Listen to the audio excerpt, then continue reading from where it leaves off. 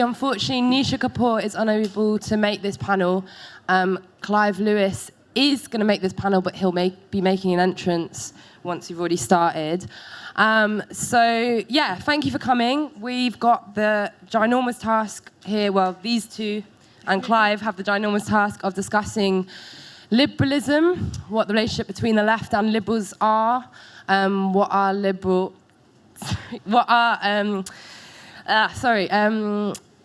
institutions, blah, blah, blah, how should we work with them, etc. One thing I'd like to open with is whether this word is really actually fit for purpose.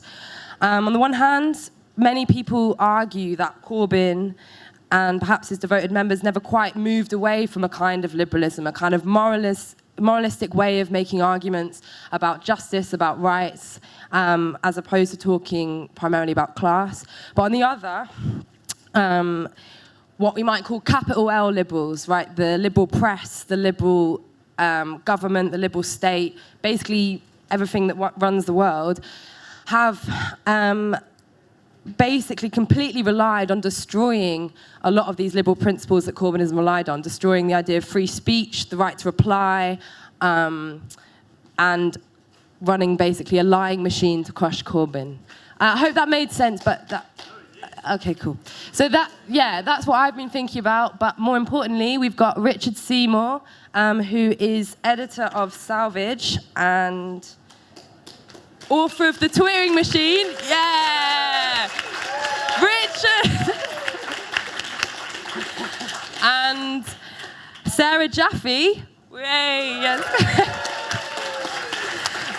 Who is a reporting fellow at Type Media Centre and the author of Necessary Trouble, Americans in Revolt, and recently, can you buy it here? No. Actually. Oh. Sorry. It's called Work Won't Love You Back. My editor's here, though. All right, so we're going to start. We won't wait for Clive. Richard, go.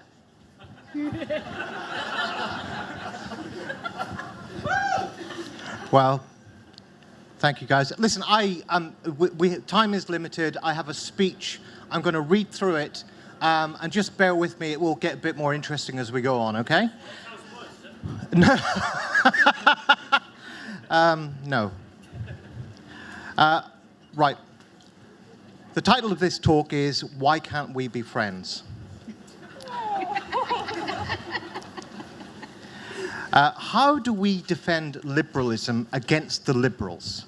That has been the left's vocation countless times in recent years.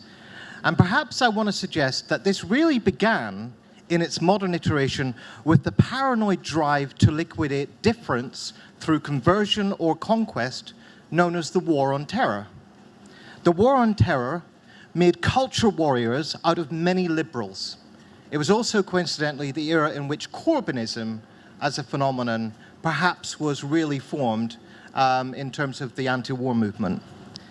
Liberals became ethnic absolutists, chauvinists, for whom the cultural superiority of the West, if you remember this, could only be denied by strange academic cultures of postmodernism.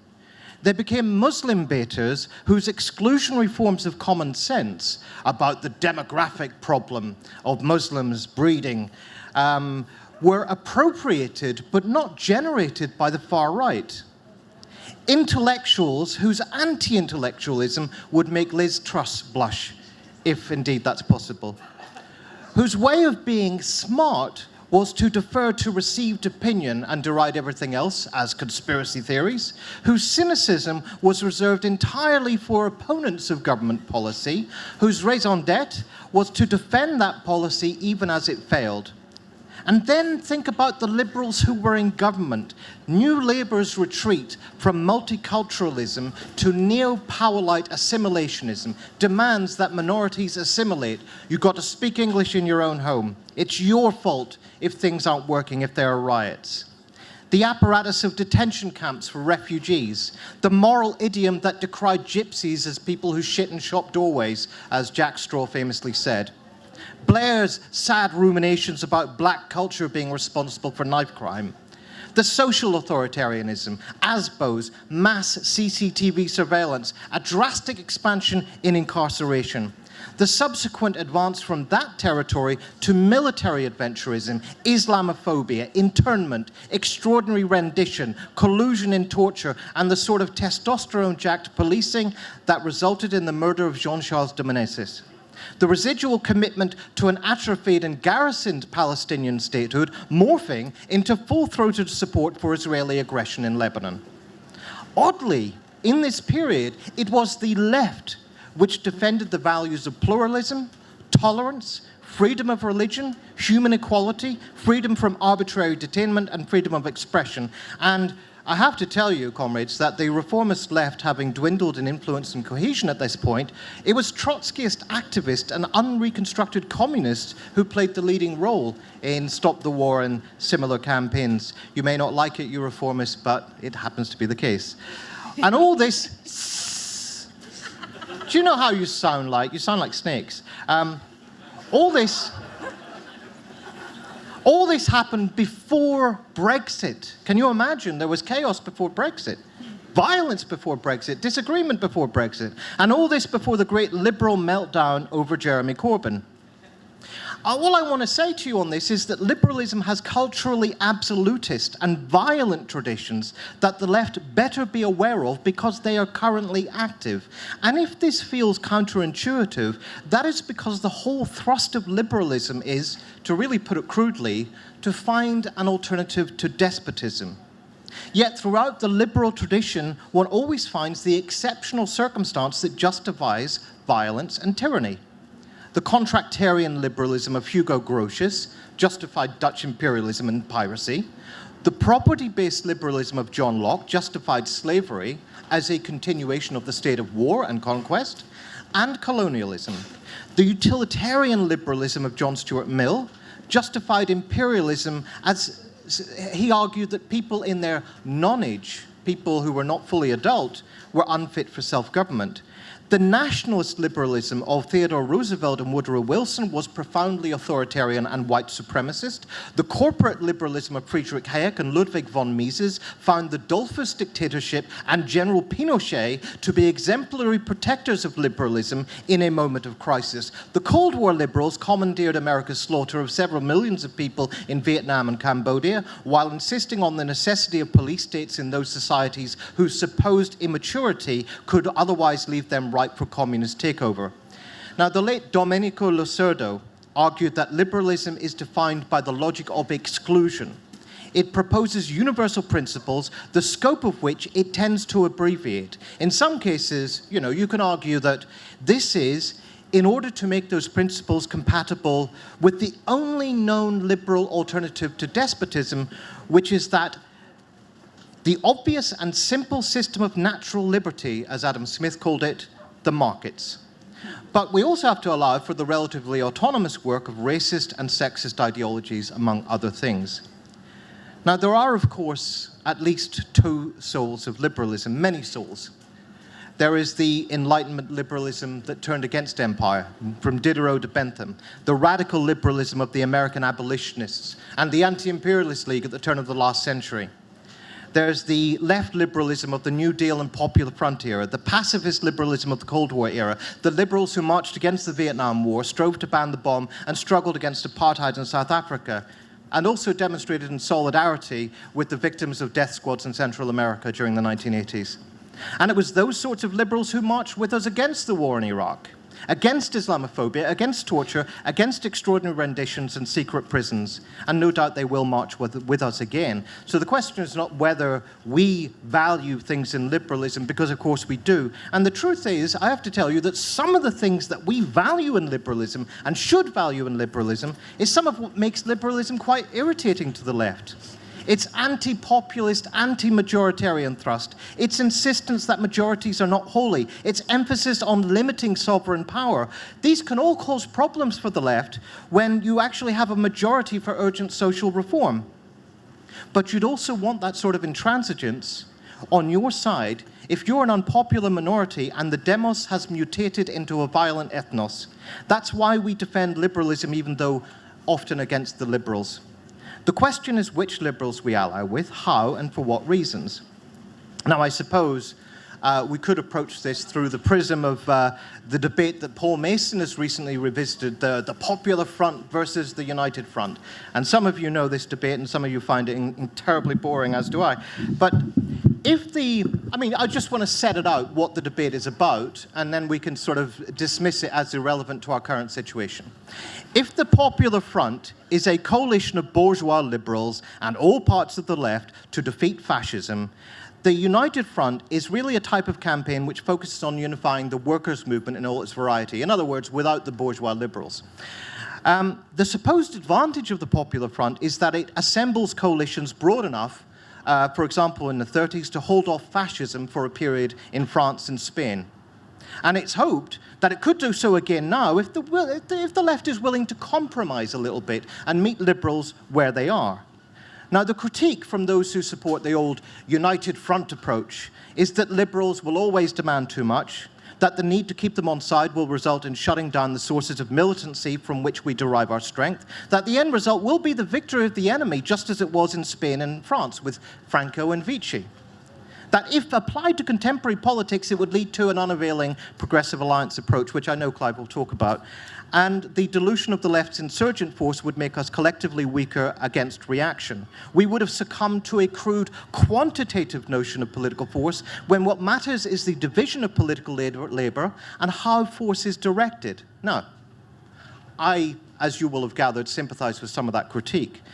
But I have to say, while these debates can be informative, they simply can't be cut and pasted onto a radically different situation. Our debates are not those of the Comintern in the 1920s and 1930s, when parties of the revolutionary left really posed a serious threat to capitalism.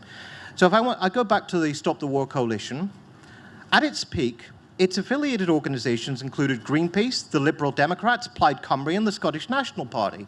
Plenty of bourgeois liberals there, and many liberal celebrities and journalists fronting the campaign, and many liberals from the garden suburbs filling out the marches. But thank God, the leadership was not remotely liberal. And there's a reason I say thank God, because, if you ask, was this a popular front or was it a united front? It wasn't either. It was far too improvised to be summed up by these old strategic concepts. But it was firmly led from the left, and therefore it didn't cave in on some pretty key issues. For example, in the early days, it was contested whether Stop the War should prioritize Palestine. It then turned out that Palestine was pretty crucial when Israel invaded Lebanon, and, of course, there was the aggression in the West Bank. It did not accede to bad faith demands for Stop the War to expend its political energy uselessly condemning the Iraqi insurgency. Some of you who were around in this time will remember the Will Thou Condemn-a-thon. You've got to expend all your time condemning our enemies rather than us. Wonder why they would find that useful. If it could have been bullied and defanged in this way, it would have been useless. So that's a benchmark for future campaigning. We want to work with the liberals, but not just to prove how wonderfully non-sectarian and subtle and sophisticated we can be, but we want to think about this strategically. While the logic of electoralism, and I'm not against electoral politics, by the way, incentivizes a search for the lowest common denominator among the broadest coalition, albeit in a way that hasn't been very successful electorally, the point of any campaign is to maximize the intelligent application of force. Everything depends upon the mobilized minority and how they are organized. And if you want to know how that looks, look at how the Labour right won the rule-changing conference yesterday, despite representing a minority in the Labour membership and in the trade unions. Some of you who will have spotted that the title of this talk is a reference to a scene in The Simpsons. Those of you who are attuned to this, for those who don't know, it's a scene where Homer Simpson has to fight the boxer Drederick Tatum. And in the scene, Tatum arrives in the ring all pumped up and sparring aggressively, and there's an aggressive rap track playing in the background. And Homer arrives to the sound of, "Why can't we be friends? Why can't we be friends?" And so on. I apologize for the American accent. This is a caricature of liberalism. so ill-equipped for combat by its dogged commitment to bourgeois civility, compromise, and coexistence that it gets wiped out by reaction without even throwing a punch. It isn't even a case of love thy enemy. It refuses to acknowledge enmity, unless they're on the left. And if you just want to be friends, why would you ever want to punch them? Why would you not let them have their point, try to see it their way, let them win if they need to? Think about all those Guardian articles about left and right friendships in the Houses of Commons. That's the kind of politics we're talking about here. Don't hiss and boo, for God's sake. All right. But that satire also applies to us if we start to forget that there are such things as enemies, and that some of those enemies call themselves liberals. I'll leave it there. Thank you.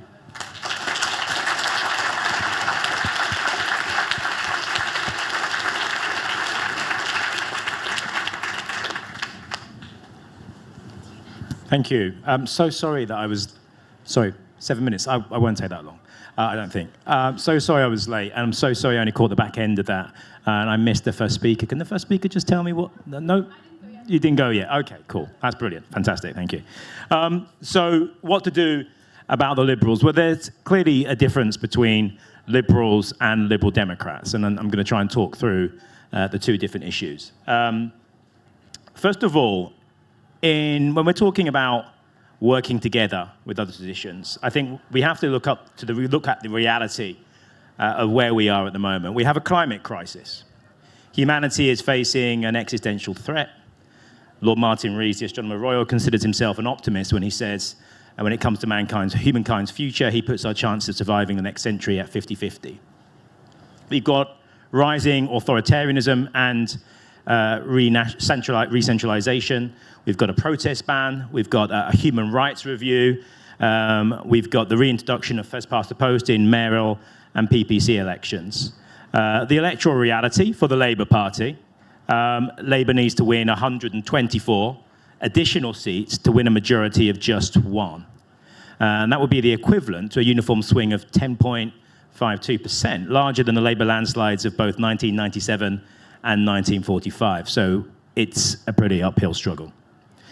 Discounting Scottish seats leaves Labour needing an unprecedented uniform swing of 13.8%, and winning all 124 seats would require constituency swings as high as 15%. So that's the political reality we face.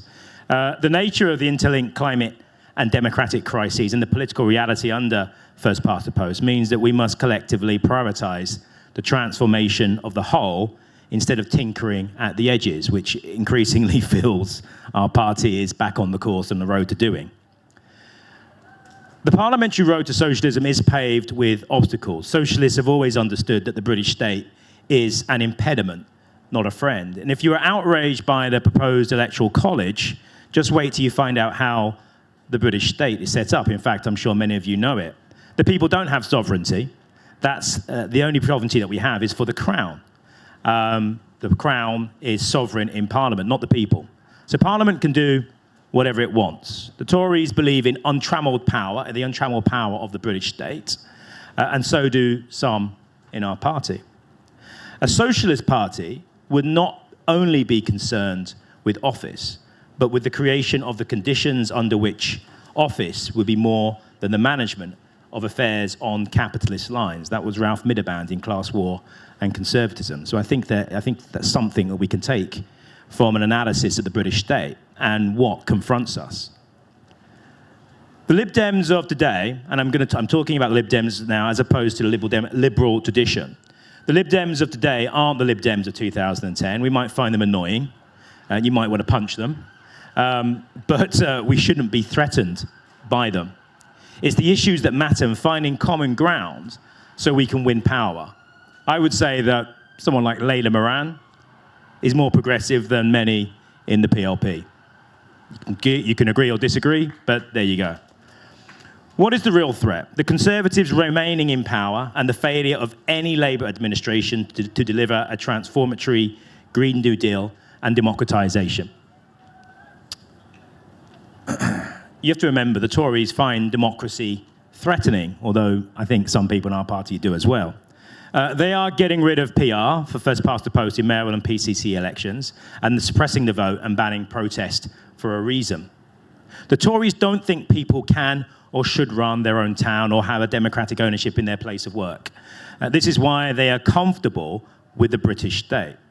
I'm not, and the Labour Party shouldn't be either.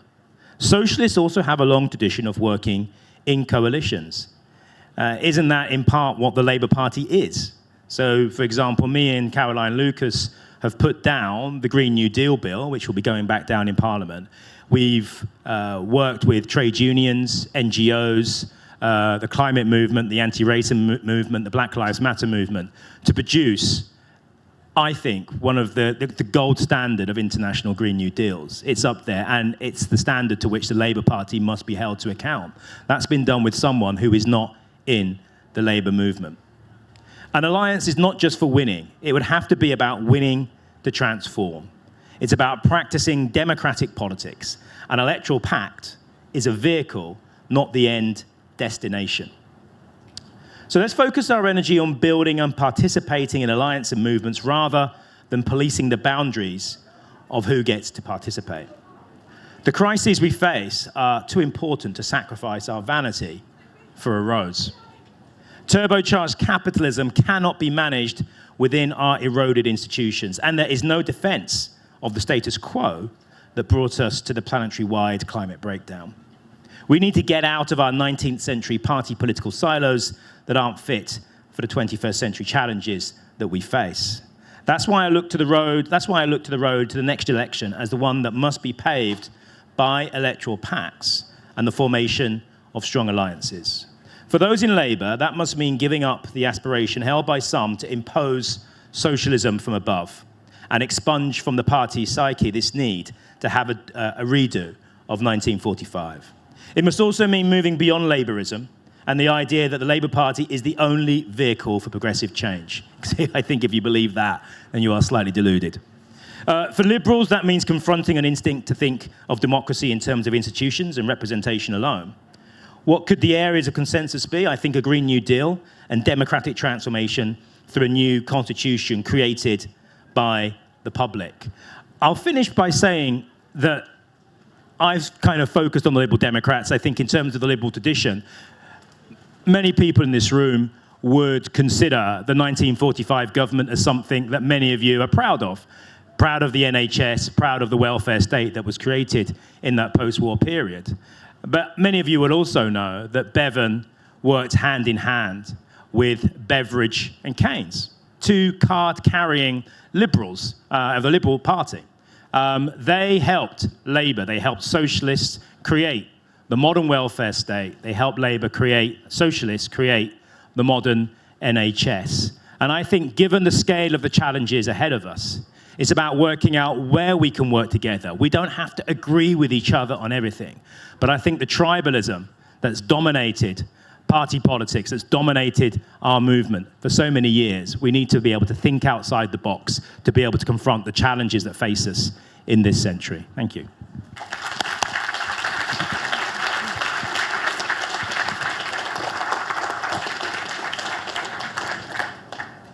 Hello. I will also apologize for the American accent, but I come by mine naturally.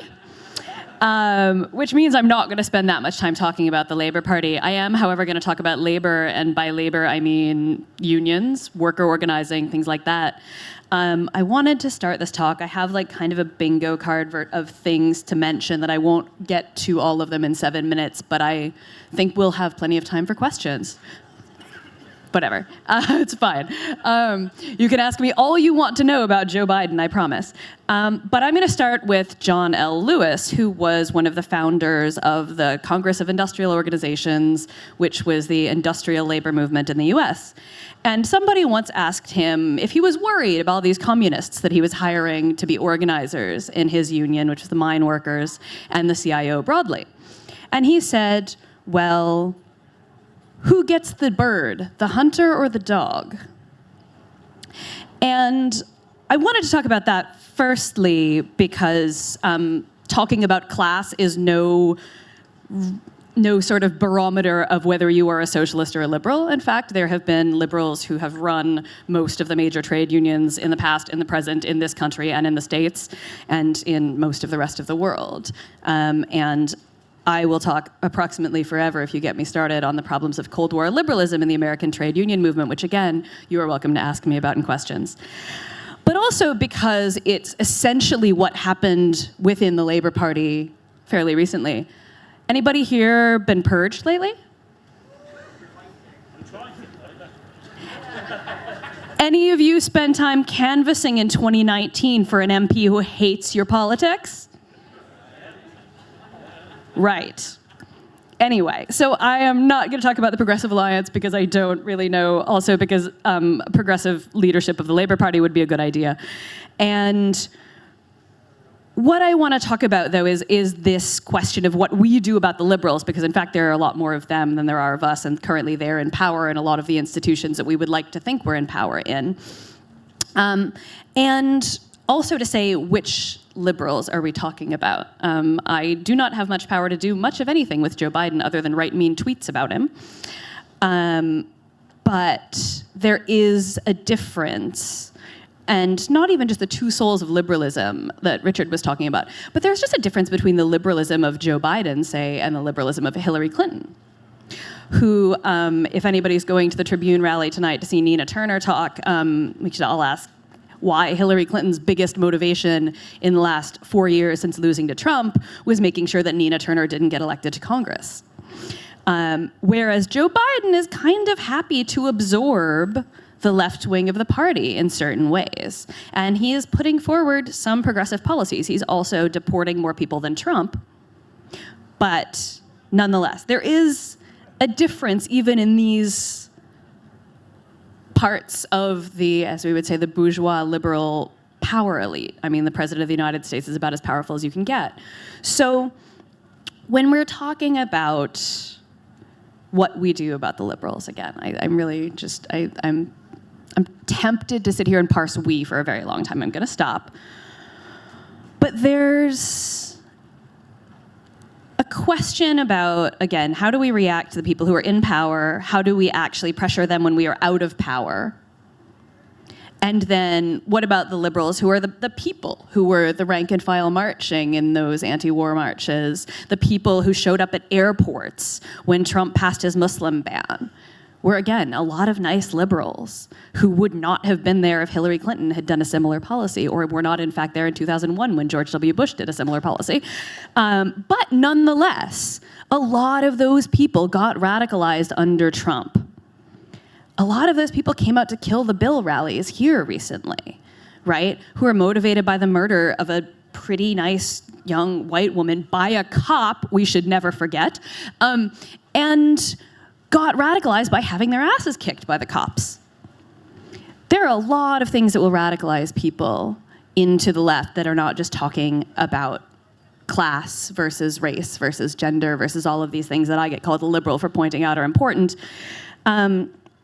And so I want to return for the last couple of minutes here. I just want to talk about the unions in particular, because I started with John L. Lewis.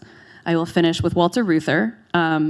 I've just been beating up on Walter Reuther in print, so this is fresh in my mind. But again, we think that labor organizing, that trade union organizing is going to be one of the things that is going to get us to socialism. And once again, the biggest obstacle to that has been the leadership of a lot of the unions.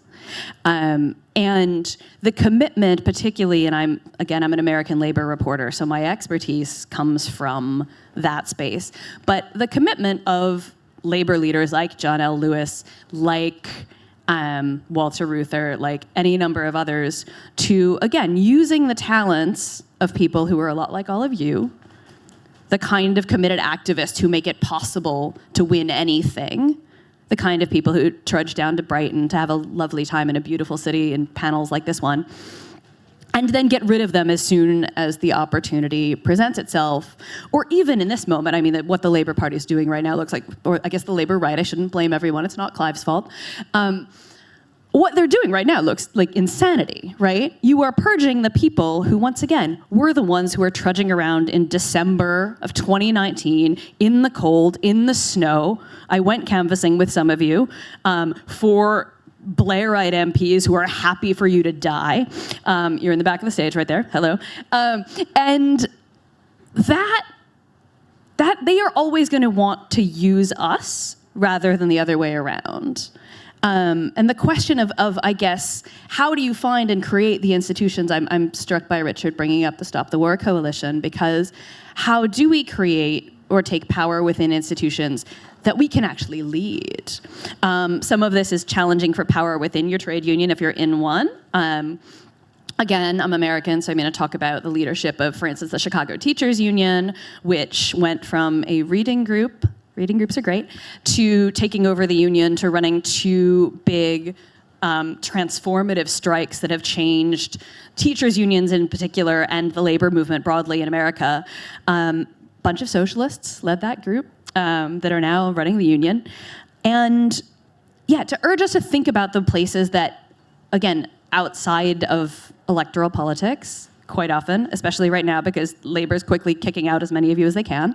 I'm not English, so I can't be in the Labour Party, but they'd probably purge me anyway because I am both Jewish and think that the Israeli state should not exist. Sorry, Clive. Hope I don't get you in trouble.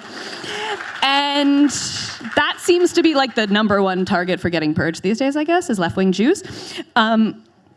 But so where are the institutions of power that the left can actually lead? And from those spaces, bring in people who believe in the good things about liberalism that Richard was talking about. And win those people over to saying that actually the only way we're going to solve the climate crisis is by radically transforming the world that we live in, so we spend a lot less time producing and consuming garbage that has to be thrown out every 3 years, and a lot more time hanging out in the sun in Brighton with all of our nearest and dearest.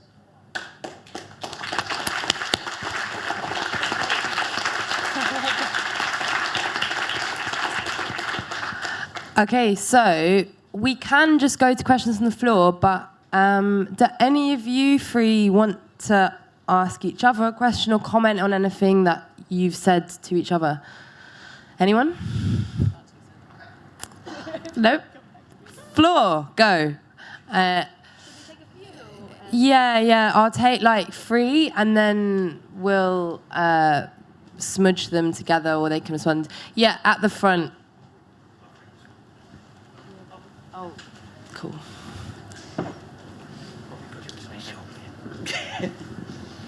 Thank you very much for the excellent speeches. They were really interesting. I've been on a bit of a personal journey when it comes to this. I was in the 2000s. I was a social democrat. I looked at the Liberal Democrats, and I thought, yeah, I wouldn't vote for them because too middle class for me. No offense, but I'm working class, and I'm tribal Labour, and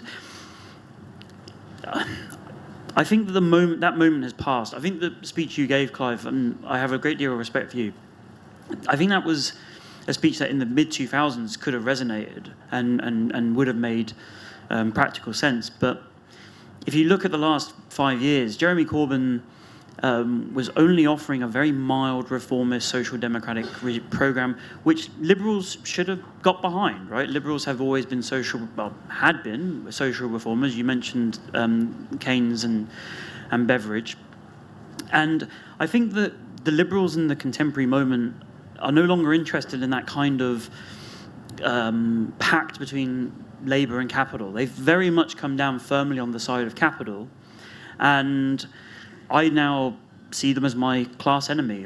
So not liberals, Liberal Democrats, but liberals at The Guardian and liberals who effectively seem quite blasé about having a very hard right authoritarian Tory government. Comrade, so if you could keep, you don't have to stop immediately. I just meant I'm trying to subtly signal round it a bit so there's more time for more people to speak, but I didn't mean to cut you off. Oh, I'm sorry. I mean, I had practically finished. I mean, it's just, that's all I want to say. So yeah, we'll take a few more. Hands up high. Any women want to answer a question? Yeah. Hello. I probably sound middle class, and I live in a middle class area. But my dad always said, if you had to get your ass out of bed in the morning, then you're working class. So that's where I am. I'm a socialist, and I have the misfortune to live in Dominic Raab's constituency. In the last election, the Liberal Democrats came within 2,000 votes of kicking him out. I'm a socialist, I live there. Who should I vote for?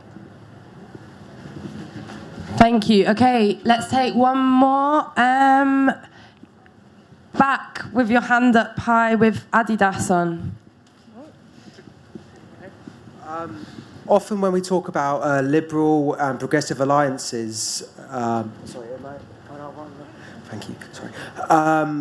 The progressives are often made to concede to the liberals. Can you cite any contemporary or historical examples where that's been the reverse? Okay, cool.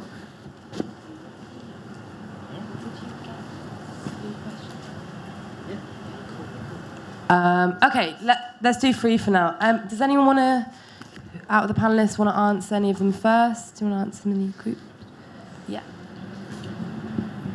It's interesting that we seem to have kind of, and I understand why we've come on to the issue of electoral pacts. And I think, there's two sides to this. There's the movement side, and I'm not just someone who thinks that change happens through general elections. And clearly, actually, if you look at the history of general elections in this country, it's quite limited what happens. And I think we have to go back to one of the things that I'm not sure we spend enough time on, which is talking about the fact that, having democratic socialism from the current under the current British Constitution, as has already been described, is like milking a vulture. It's impossible. You can't do it. And so I understand why we will obsess somewhat about general elections, but I also wanted to say that, if you go to the Extinction Rebellion or if you go to the climate movement, you will find liberals in there. Small L liberals, maybe not Liberal Democrats, you may well find them, but you'll find small L liberals. They're not socialists. And yet we want to build a mass movement when it comes to the climate, and we understand that many of the people in that movement will not be socialists.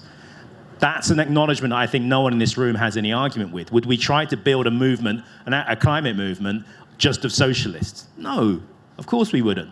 So, look, so that's on that side. On the second side, in terms of electoral pacts, I think for me, the thing that's changed in the last 20 years from the mid-noughties is the scale and pace of the climate crisis. It's terrifying.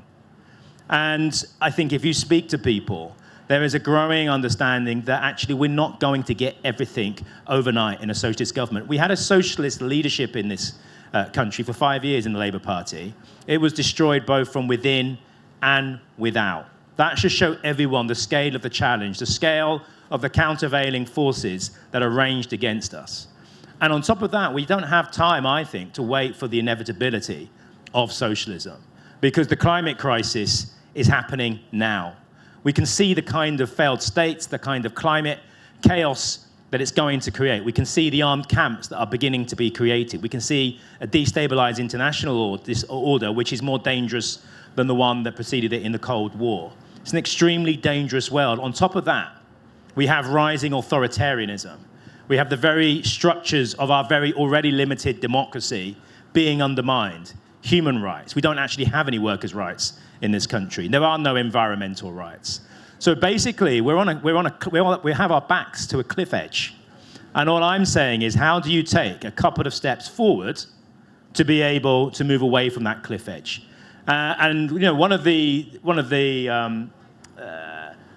definitions of a progressive, if you want, for me, is: do you want to see a reduction in the power of capital? And do you want to see more democracy, not less? If you can answer yes to those two, even if it's just a little bit, I can probably work with you and take a step away from the cliff edge. And that's all I'm asking. That's all I'm thinking about. That's all I'm trying to get people to get their head around. Because the alternative is we go back off the cliff. And I don't want that. And I don't think many people here do. It's not about going cap in hand to the Lib Dems and asking them for permission to be a socialist. That's not what it's about. It's actually about understanding that under the first past the post political system, there is only one way we are ever now, with the breakup of the United Kingdom happening at pace, going to have a Labour victory. Now, we could all, I say, a Labour-led government and get rid of the Tories. Someone asked who you should vote for in your constituency. I have to tread very carefully here. But I do not want to see Dominic Raab returned to Parliament. I think you could probably work out from that what you need to do. Look, whatever you think of the Liberal Democrats, they're kind of a managerial, they kind of represent a managerial class within capital. Think about where the media attack. The media attack the Liberal Democrats, they attack the left. But if you think about the institutions, the media, the institutions of power and capital in this country, they are represented by the Tories. And my philosophy is, under first past the post, we need to get, it's basically ABC, anyone but the Conservatives. And I think where we are, given the scale of the challenges, I think we need to start thinking outside of our kind of Labourist tribalism and start thinking how we're going to get over the line. And I know there's going to debate taking place now on PR. It's not a silver bullet, but what PR does, and the reason why the Labour leadership and some of the trade union leadership are going to oppose PR is because first past the post disciplines Labour members, it disciplines Labour MPs, and it disciplines the electorate. It tells them that there is no alternative except what we hand down to you, because if we don't have unity, then you will get the Tories. And that's what first past the post, that's why PR is a threat to them, because they understand that PR will basically mean what we're going to hear tomorrow in Keir's speech is basically there is no alternative. We have to shift to the right to be electable. But PR opens the door to a different way of doing politics, and a different way for the Labour Party to turn its attentions and its direction and direct its policies. So, I guess ultimately, and on the point you've made about not wanting to sign up, not being able to bring yourself to vote for the Liberal Democrats, I'm not going to tell you to vote Liberal Democrat, but I think that lady made the point very clear. She wants to get rid of Dominic Raab. Dominic Raab is coming for our human rights. I want to get rid of Dominic Raab.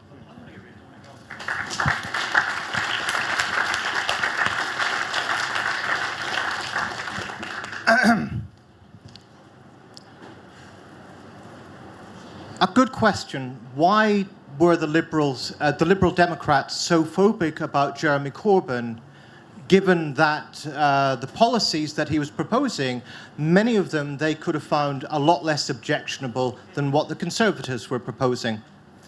And I think Clive is also right to say that the Liberal Democrats of today are not the Liberal Democrats of 2010. The Liberal Democrats of 2010 were the Orange Book Liberals. They were the Liberals in the tradition of Hayek, essentially a kind of ultra-market-based politics which has incipiently, violently exclusionary tendencies in the ways that I discussed earlier. Whereas Layla Moran, like most of her policies are actually quite decent. And, of course we would want to work with her. But I think the question is how and in what way? Because I don't necessarily think that electoral alliances, which I don't have any problem with, in principle, but I don't think they're less top-down than the idea that you're going to deliver socialism through the British state. Electoral alliances are, by definition, top-table arrangements. Now, if you think about what Jeremy Corbyn's leadership achieved, for a period, it did achieve in forming an alliance. It relied upon the votes of liberals. It relied upon the support of, quite a broad range of, liberals within liberal institutions that were quite hostile to Jeremy Corbyn, like The Guardian, for example. And I think that tells us that there are different ways in which we can build these kinds of alliances. The way in which Corbynism did was actually to propose eye-catching, desirable, attractive policies. And in some ways also, as I said, to defend liberal principles against the institutions, liberal institutions, and against the institutions of the British state. So it doesn't have to be the case that we have to look to form, a patchwork electoral alliance. I'm not saying that should be ruled out entirely. I think that's, a tactical question and shouldn't be raised to a strategic principle. And so there was something else I wanted to get at. I want to finish on this point. because I started off asking why were the Liberal Democrats in 2015 so phobic about Jeremy Corbyn? And I think that the answer is partly that it's a hell of a come down from the widely sort of lamented Cleggism, as you might recall it, to Tim Farron rapping on a bus. In short, I think Corbyn, they thought that they were going to be the big new alternative. They thought that this was going to be the liberal moment.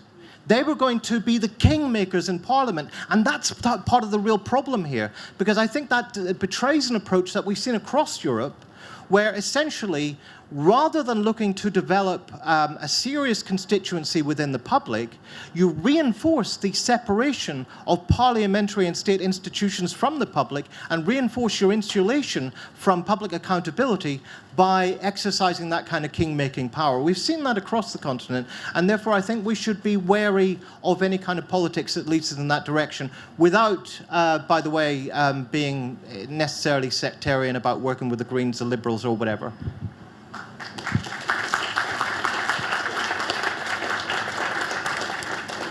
I still don't have much to say about the Progressive Alliance other than to say I sympathize because I had to fly home to New York or to Philadelphia last year to vote for Joe Biden. So I feel your pain. But the question in the back, which I think was about whether we can name some examples of coalitions that have been led by the left. Well, I mean, Richard started off with the Stop the War coalition, so that was a good one. I mentioned the Chicago Teachers Union, and I also mentioned the airport protests in the States around Trump, all of which were led by left groups who had done a lot of deep organizing in their community. And I think that this is happening. One of the interesting things, and we can talk about the tax the rich dress if you really want to, but I don't, is that the same people who hated Bernie Sanders, and I mean a certain kind of like bourgeois feminist, love AOC. And that is an important difference because their politics are not particularly, there's no gap in between, right? There's more of a difference between some of the other members of the squad and AOC and Bernie. But some of these people can be incredibly appealing in a way that brings over people who found Bernie Sanders repellent for a lot of reasons that I won't go into. And so I think, yeah, I don't want to spend all the time talking about electoral politics because, like, how many years is it going to be before there's a general election in this country? Like, probably a few still. And once again, this Labour Party wants to get rid of all of us. So I think that the important thing that I can stress about, like, what do we do about the Liberals is still going to be, like, where can we organize things that come from socialist principles, left principles, that then bring people along because people ultimately are not convinced by debates, much as I love sitting here on a panel with my comrades here. People are convinced through struggle and their experiences in the world. And so that is going to have to be what the left focuses on. That's going to be true of fighting the climate crisis. It's going to be true of so many things going forward. It's not going to happen on a TV debate or an article in The Guardian, which sometimes pays me to write them, or anything else. It's going to happen through organizing. Thank you. Hands again. Yeah, so we'll go bam, bam. Do you know, yeah, you two. And oh yeah, with the white mask on, yeah. So yeah, go. Sure. With the multicolored jacket. Yeah, I think, yeah. Thanks. Yeah, my question really follows on from the last speaker's point, which is how useful is the framing of this actual discussion? Like as has already been said, there are a lot of people who call themselves liberals who aren't, who in a crisis situation don't uphold even the principles of liberalism. Lots of people who call themselves socialists who aren't. And I wonder if actually framing the discussion in terms of actually where you stand concretely on the struggles that you're facing is a better way of deciding actually who's in the tent and who's not in the tent. And on that, I would only say to Clive that you can list people propositionally in terms of kind of these are things they agree to in the abstract. But crisis is the thing that really kind of determines what people's politics are. And I think that speaks to actually, that's what this movement was born out of, right? A crisis period. And I think actually at every single crisis point, the Lib Dems have been found to be absolutely wanting. In terms of Stop the War, the reason why Liberals were involved in that coalition, this speaks to the point about the United Front. The United Front's a political thing. It's like, actually, the Liberals were politically subordinated to the left because the left were offering arguments that took the whole movement forward. And I think that is what separates the left from the Liberals in the crisis period, because we're the people who consistently defend living standards. And that's the basis upon which any kind of unity is predicated, I think.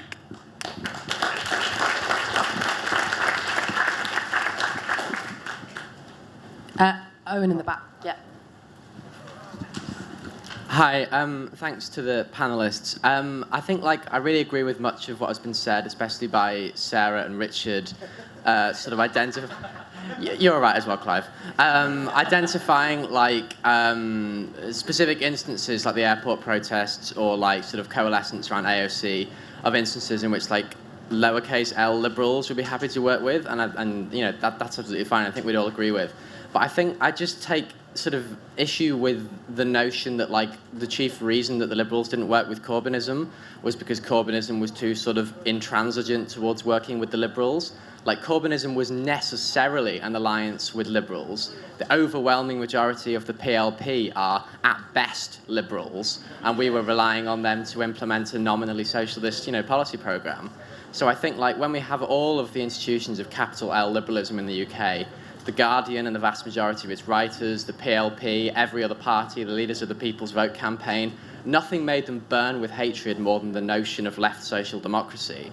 So I think if we are to work with them, it has to be, or if we are to work with liberals as a sort of nominal social layer of people, it has to be with the recognition that what currently constitutes their official representatives in the sphere of media and politics hate us, and they hate us more than they hate Boris Johnson.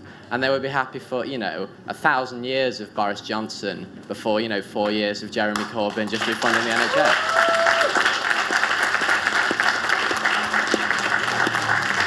And so, I don't just sort of want to get up and go haha, the Liberals suck. You're very silly to say us to work with them. But I just mean as a contention, if we are to be the active partner in working with the Liberals, how do we do so while being prepared for the fact that, we might reach our hand out to them and they might stab us in the heart, as they have already done? What do we do next time?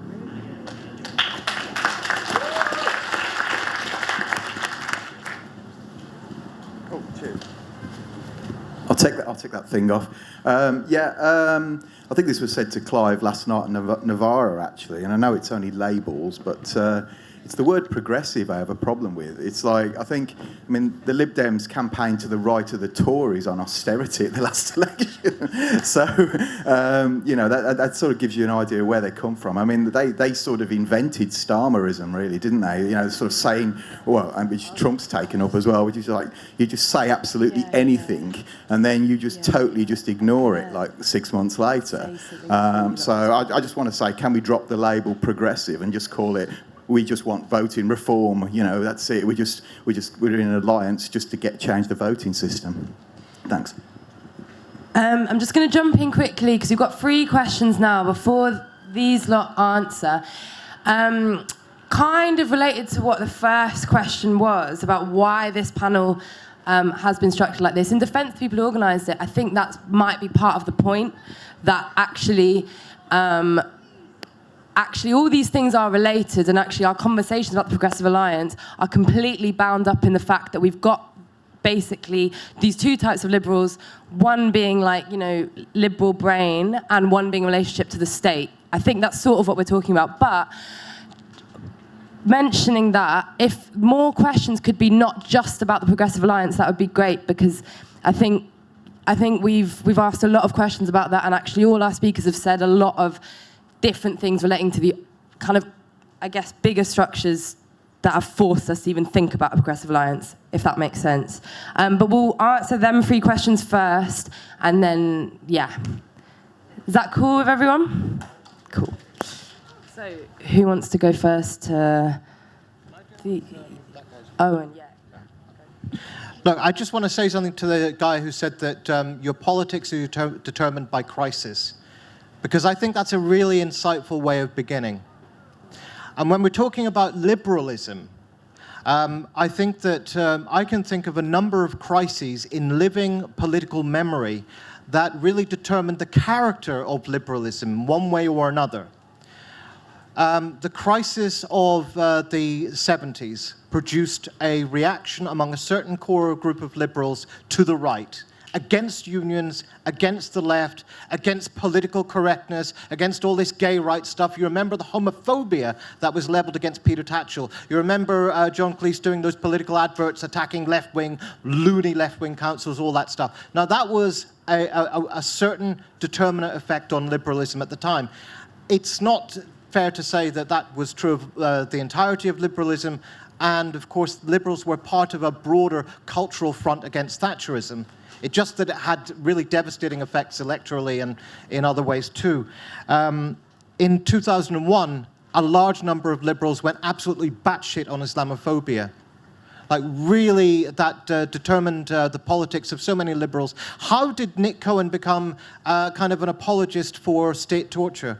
You know, this is a guy who fought on human rights, defended the rights of refugees, and then becomes a spokesperson for some of the most adventurous, aggressive, militarist politics. How did, you know, I mean, I don't want to go on and on about this. Okay, then the crisis of, you know, beginning in 2014, actually, with the Scottish referendum, then with the election of Jeremy Corbyn, then with Brexit. I think that that really drove a number of liberals deranged, and actually we've seen the crisis of sexuality driving a number of liberals to transphobia, and opening the door to the reinvention of all kinds of homophobic myths. Now, again, I'm saying that this has cleaved liberalism at these points.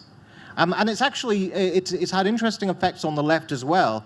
I don't want to, you know, give us a free pass because there's left-wing transphobia. You know, there were parts of the left that responded really destructively to Corbynism, et cetera, et cetera. But I'm just saying that I think you're right, that when you look at how our politics are formed, it is in part how, you know, how we respond to and how we were engaged by subjectively and politically by crises.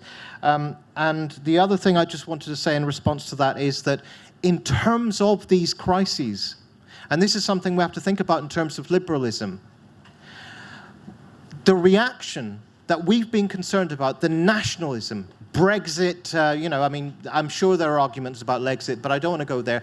We can agree that the Brexit project, as it was actually led in this country, was a reactionary, filthy project against immigrants, against workers' rights, all that stuff. We can also agree that Trumpism, you know, talk about Trump, we can talk about the Hungarian right, we can talk about the Philippines and Duterte and death squad populism, we can talk about Bolsonaro and so on and so on. There are big trends towards right-wing nationalism afoot in this world, but everywhere you look, the incipient seeds of that were to be found in the prior liberal order. And liberals, I mean, mainstream liberal politicians often implemented the kinds of policies and oversaw the kinds of cultural shifts. I talked specifically about New Labour and the era of war and Islamophobia and extraordinary rendition and atonement, but you find it everywhere. Certainly you find it in the United States. Barack Obama expanded the attack and crackdown on migrants way more than Trump did, expanded the surveillance state, the war state, and so on. So we have to think creatively and critically about this, but not, again, I keep coming back to this, not as people who talk as if we have, you know, that we're against liberals or we're against liberalism. Most of our values, most of our ideals are radicalized versions of liberal ideas and liberal norms, and we should be proud of that. And maybe we should work on that basis. Sorry.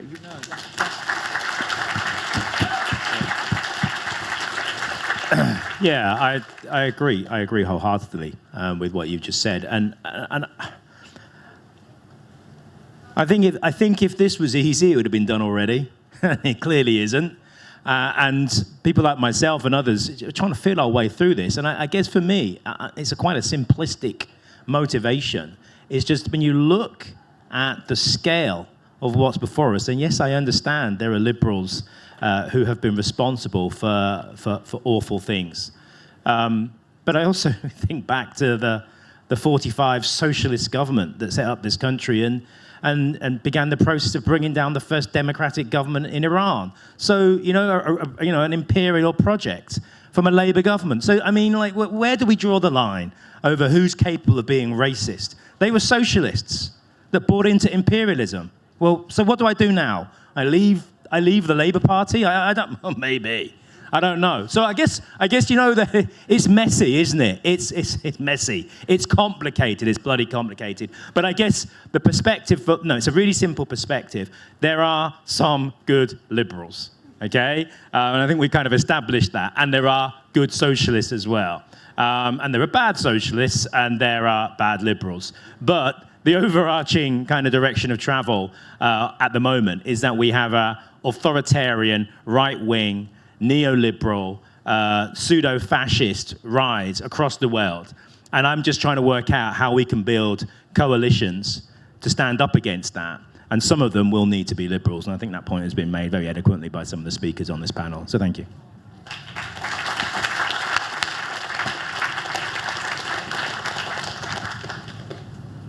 I think Richard kind of hit everything I was going to say, so let's just go back and get some more questions and see if we can pull some other things out besides the Progressive Alliance. Okay, so we're going to go bam, bam at the back, there. Yeah.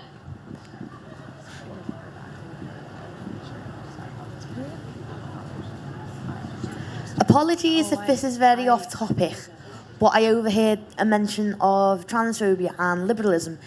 And so basically, why is Rosie Duffield still allowed to be an MP when she's on Twitter just spewing out constant transphobia, saying, "Oh, I stand with women"? I ended up having to peel off one of their stickers earlier on down the pier, and that would have said, "I stand with Rosie Duffield." I was like in disgust. Thank you.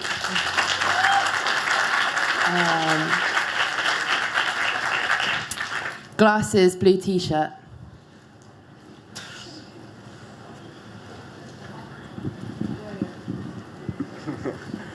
Hi, thanks. I was just thinking about, I guess, whether there's kind of a contradiction or a tension to be drawn out around, like, we're talking about liberals that agree with the policies that we're currently putting forward. And under Corbynism, there was a lot of talk about, like, non-reformist reform and this idea of kind of, say, to Sarah's point, the idea of, like, taking away trade union legislation, which would then allow much more radical action and much more radical organising. And I think we should think about that not just literally as like, what do liberals agree with what we're putting forward, but also do they see a potentiality in the policies that we want, which creates a scenario in which like they find that much more dangerous than the current things that we're thinking about or articulating.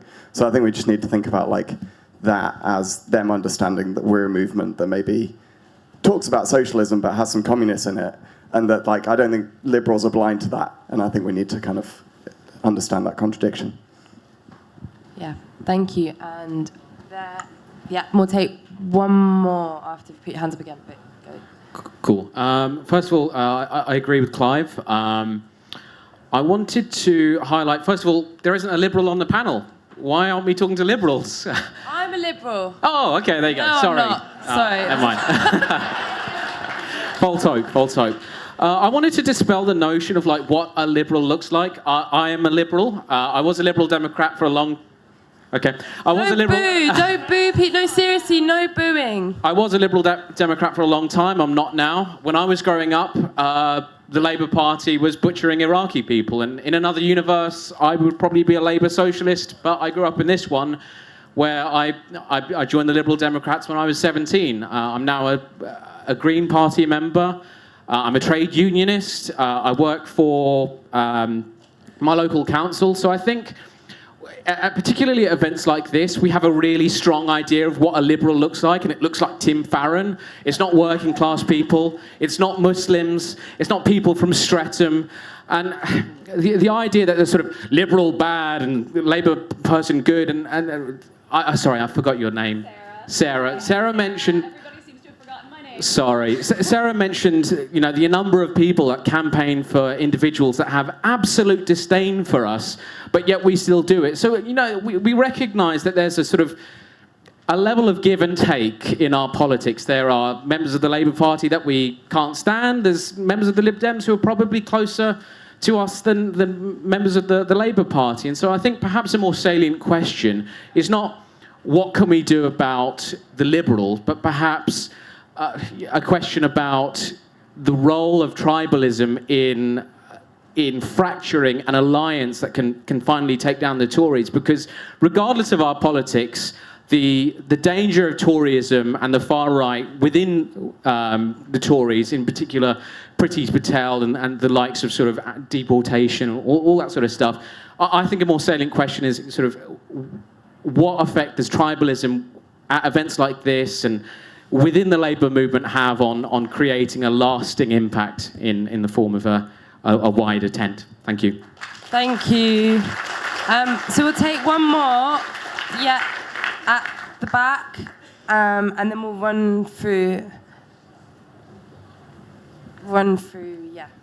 Yeah, thanks very much for the panel. It was very interesting. I'm a socialist from Belfast with People Before Profit, and I'm a councillor there in the west of the city, and there's a delegation of us over, and it's great to take part in it. And I think, obviously, the question of liberalism, it's a very broad church. I mean, what we're talking about here is the modern manifestations of the ideology of free market capitalism, and that takes various forms all over the world, and Richard done a good job of trying to condense that in a short period. We have our own versions of it in the north. It's quite right wing, very problematic, and it's not really my job to come over here and weigh in on debates about whose people's electoral alliances should be and all the rest of it, but I do think there's some basic fundamentals. I mean, obviously all of us defend liberal democratic values, and we stand shoulder to shoulder to fight for those.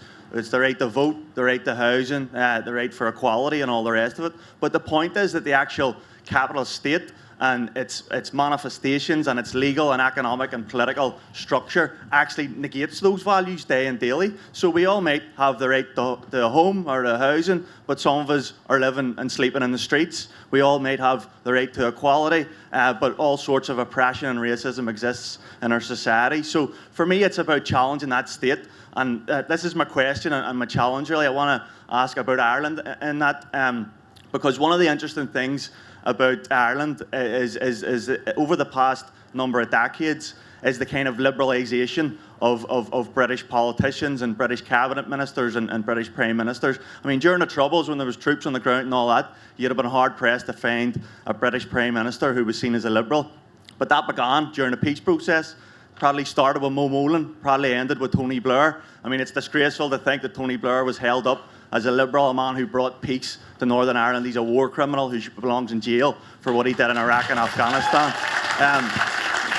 And we're very proud in Ireland that there's people in the British Labour Party, people like Jeremy Corbyn and John McDonnell, who have had a good position and a good record in Ireland.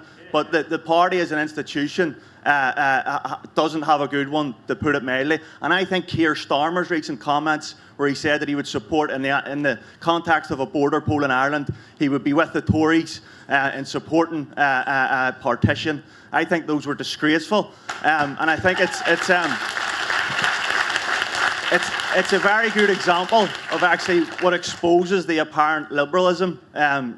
You held yourself up as a liberal, but there you are endorsing a colonial project based upon sectarianism, based upon repression and all the rest. And I think the breakup of the British state and the North getting out of the British state is a progressive move, not just for ourselves in Belfast and Derry, but also for yourselves here in Brighton and London and everywhere else. So if the panel could maybe take that up, it would be great. Thanks very much.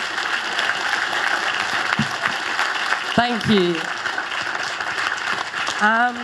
So there was a lot there: transphobia, tribalism. I'm really glad someone talked about in the state that way, and I think you made actually a really unique point in saying that it's both these liberal rights that we've all been referring to as things the left actually has. Richard's been saying the left has depended on and has grown from, are themselves part of the same state, which is structurally determined to completely wreck them. And it's really, yeah, thanks. And the question over here about tribalism, and the question about contradictions between what we might kind of actually secretly want to put forward as a program and what is obviously put forward if you make some kind of alliance. Is that right? Yeah, okay. Who wants to go first? Should we go that way, Matt? Yeah. Sure. Yeah, I have a bunch of notes here on several of these questions. I wanted to start with the point about breaking up the British state, because I think one of the things, well, maybe not breaking up the British state. I actually want to refer to what Matt was saying about liberalism as the ideology of free market capitalism. And in that sense, as the comrade up here was saying, we're all swimming in it every day, right? Liberalism is the air we breathe in. Like the Tories also pay lip service to liberal values, even as they, pass the policing bill and horrifying shit like that. But, again, like FDR built detention camps for Japanese people. So here we are, the lions of modern liberalism, right, did that shit. So to the question back here about sort of non-reformist reforms, which is tangentially, although I'm not going to dig back into the Progressive Alliance question, related to like what are the things that we should be looking to get past in places where liberals who might be sympathetic have power. One of the examples, I know some of you probably went to hear Bernie give his talk with John Mack the other night. One of the things that they're doing right now is trying to get parts of what's we're calling it the PRO Act, the Protecting the Right to Organize Act, through budget reconciliation in the States. And that's the kind of thing that once you pass it, it does indeed provide space for more organizing. It also provides fines for bosses who break labor law, which we don't have currently. But it actually does, as you say, lay the groundwork for more organizing that the left can actually build upon. And there's interesting coalitions going on right now. I was talking about sort of the reactionary nature of a lot of American trade unions. So I should also say that like the Painters Union, which is like an old school building trades, is working with DSA eco-socialists to pass the PRO Act. So those are examples of interesting coalitions that are pulling people into a place where, 15 years ago, you couldn't get an American trade union leader to be in the same room with somebody who called himself a socialist, because you can still legally get purged for that. And then the question about tribalism, I think, is really important because and Richard wrote a whole book about Twitter, so I'm sure you'll have things to say about this. But there is a culture of the left on Twitter that is all about owning the libs, right?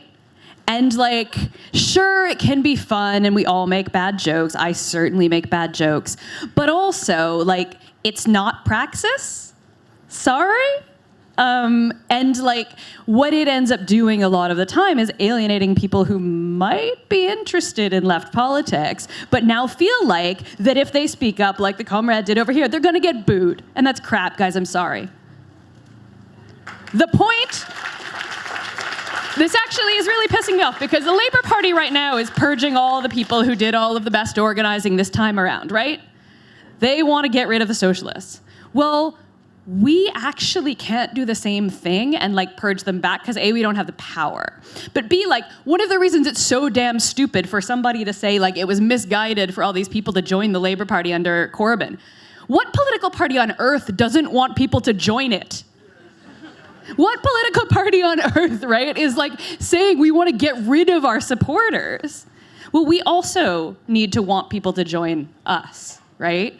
And the last thing I'm going to throw back to, because I should have mentioned People Before Profit in the list of things that are organizations that are led by socialists that are bringing people in who didn't think of themselves as socialists. And so the PPP comrades are doing great work in Ireland.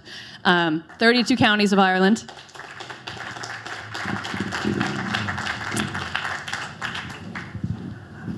As a proddy from Northern Ireland, I fully support the break up the British state, but I want to go further. I want to be the first one to lead a succession from independent Cornwall. Like the smaller the better.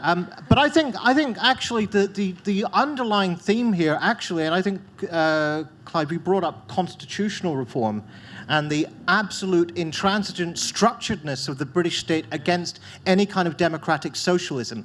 Now, I want to bring it back to the question of top-down solutions, authoritarianism, because when we talk about the social industry, Twitter, and all the tribalism that goes on there.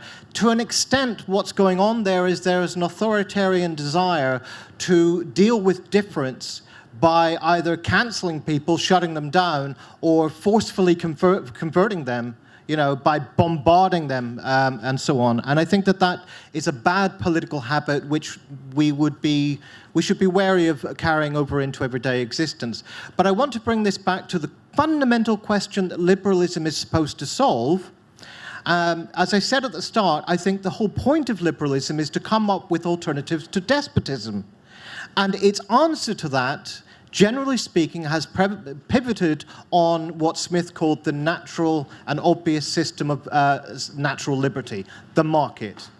Now, what happens when something like COVID-19 strikes?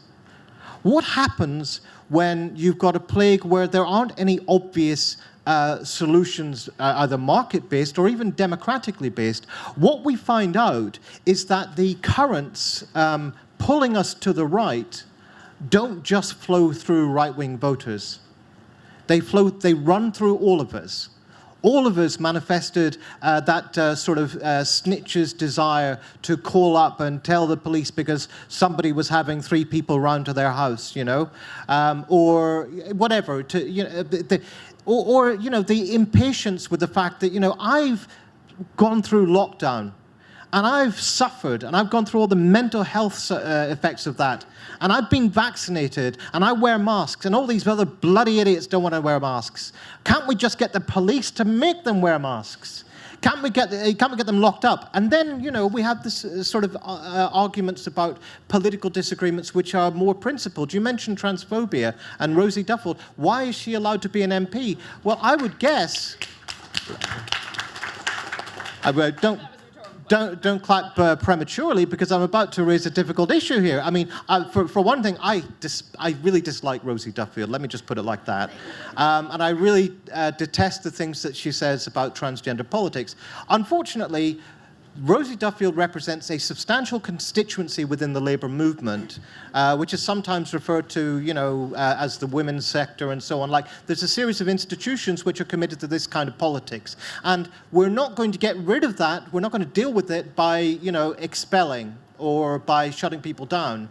I do think there have to be rules about, conduct and respecting trans people and so on. But we also have to be careful about how we go about undoing this transphobic reaction, because as with every other form of difference, if you try to deal with it by essentially shutting it down, what you will end up with is reinforcing people in their bigotries and so on. So I think we have to learn from some of the best of liberalism. Sometimes liberals make the mistake of thinking everything is a debate. It would be a problem if we assumed that nothing is a debate, and that none of the differences that we have are actually valid and worth entertaining and discussing and talking through. I'll leave it there.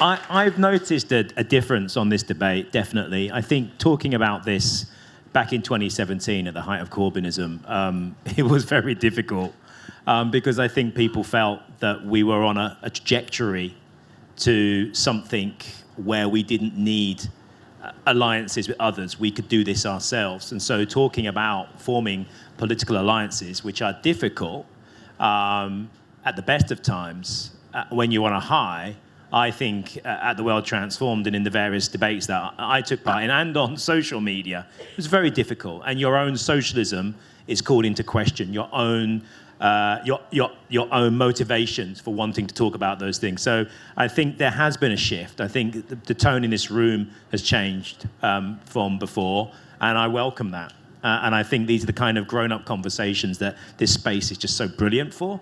And that we need to have, because they're not going to happen in the other space over there. So in terms of the British state, for me, the whole point, and we touched on sovereignty, we do not have sovereignty. The Crown has sovereignty. And for me, ultimately, the whole point of getting through, the whole point of PR, the whole point of political alliance is to get in and to prize it open and to smash it, basically. But that has to do that, you need to work with others who want to see that change. Now, for me, the United Kingdom is a construct, an imperial construct. It was set up to basically enable us to have an empire, a global empire. We still have what you would call a form of empire now in terms of imperial financial activities, but actually the raison d'etre for the United Kingdom is rapidly coming to an end.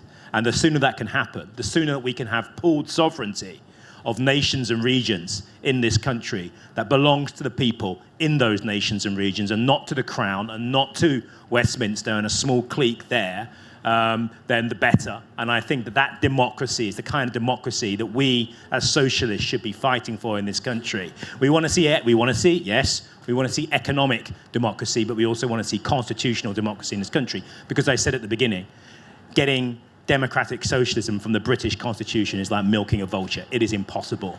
So in terms of, and I think the point you've made about Rosie Duffield, I disagree vehemently with Rosie, but I think that authoritarian streak that we all have to close people down, to shut them down, I've seen it on my own social media pages in my own party, on issues of race, on trans issues, where people want to shut. Someone asks a question, or someone makes a point, and they step outside of a boundary, and the response is awful.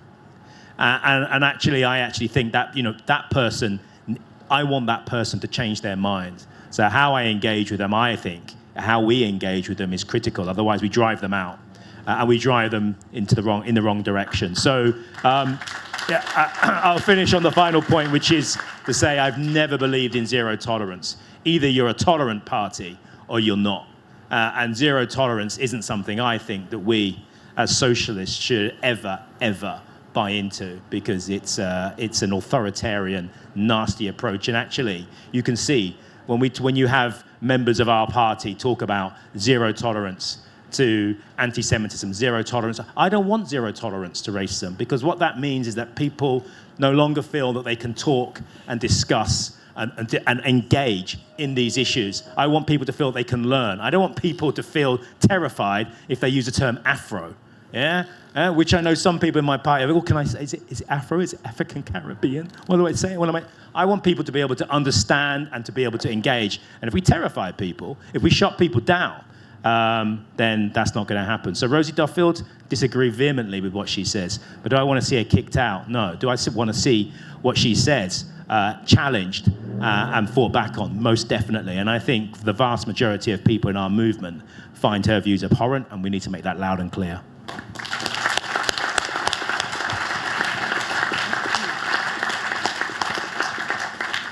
Can I be really cheeky and ask a question? Does anyone mind? It's to you two on Rosie Duffield. So, to be completely honest, for a long time, I've kind of agreed with what you both have said and have feared that particularly older women have had their trauma and their fears exploited quite deliberately to get a certain end. I think there's parallels with other things which we won't talk about now. But on Rosie Duffield, I've also thought that if we are saying they're being exploited and they're being duped, who are they being exploited and duped by?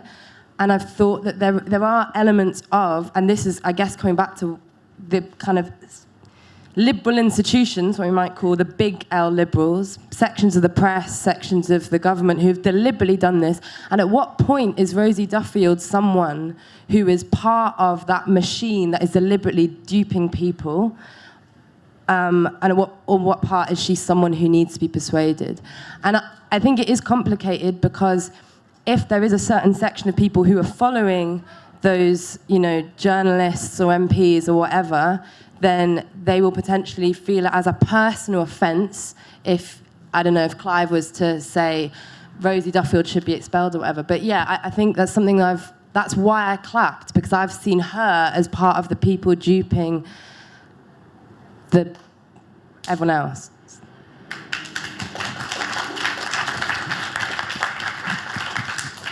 I think we need to situate the liberal transphobes and the so-called trans-exclusionary radical feminists and all the rest of them correctly in this discussion. Across Europe, there is an enormous movement led by the right, the religious and fascist right, against what they call gender ideology. The ideology, they say, and this comes actually partly from the Vatican, which is disappointing because I kind of like Pope Francis, but he's been pretty reactionary on this issue. How can you not like a guy who confesses in public that he spent a lot of his life in psychoanalysis? I think that's great. He's the Pope. The Pope was psychoanalyzed. It's great. Anyway, but you've got this enormous reactionary movement, and look at what's happening. Look at how it works. It is, as one scholar said, the symbolic glue that pulls together all these different parts of the right. In Colombia, they managed to stop a peace deal between the FARC and the state because that deal included LGBT rights, and that was gender ideology. You've seen it used by sort of right-wing opportunists in Ecuador, in Brazil, and it means different things to different people, but the hostility, the fundamental idea that our sexual identities are being twisted out of nature, out of human nature as they see it. And that the basis of civilization, which is men being men and women being women, is being attacked by a Marxist conspiracy that the feminists have been taken in by, and so on and so on. This is coming across Europe and Latin America and increasingly North America. And within that broad current, the liberal transphobes are a minority being carried along, tailing that momentum. And I think we want to, if we can, exactly, if they're able to be pulled away, we try and pull them away. Now, don't get me wrong, I think we should try and think clearly, what would the red line be? What would Duffield or some other liberal transphobe have to do for us to say, we can't work with you anymore? I'm not talking about kicking out of the Labour Party or any of that stuff. I mean, that's not for me to decide, and I'm not interested in disciplinary solutions, but just where would she have to go where we said, she can't be convinced. We just have to leave it to her. And maybe you should think about that, but we should always keep in mind that the liberal transphobes and the so-called TERFs, they are not the big problem here. The big problem are the fascists and the religious right who are coming for all of us.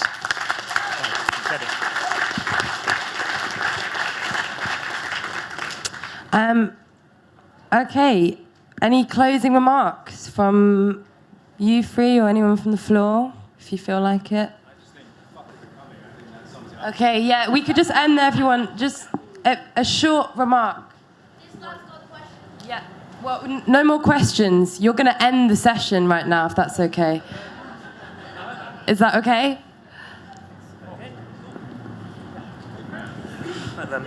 I feel like one thing that we've been skirting around through this entire talk is we've talked a lot about how the present institutions won't save us, and we need to move beyond them, right? But these institutions still exist, and we've seen, especially from the past few days, but honestly, the past few years, that they will go out of their way to exclude and disenfranchise and delegitimize us. So it would be really quite helpful if we could get some kind of model of collective bargaining organisation to actually sit in our corner, actually help us become too big to be ignored. Find some route into politics that is that isn't controlled by an ever shrinking group of bigots who ask for quality over quantity from their membership. That's an exact quote from my CLP the other day, by the way. So, yeah.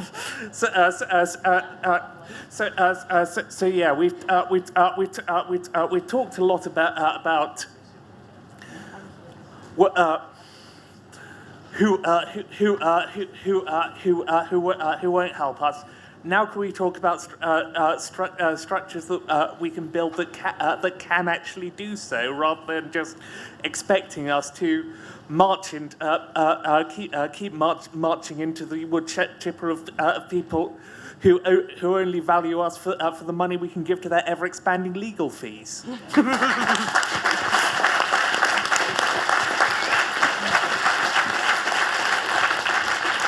Sorry, one more thing. Please, could you all become supporters of The World Transformed?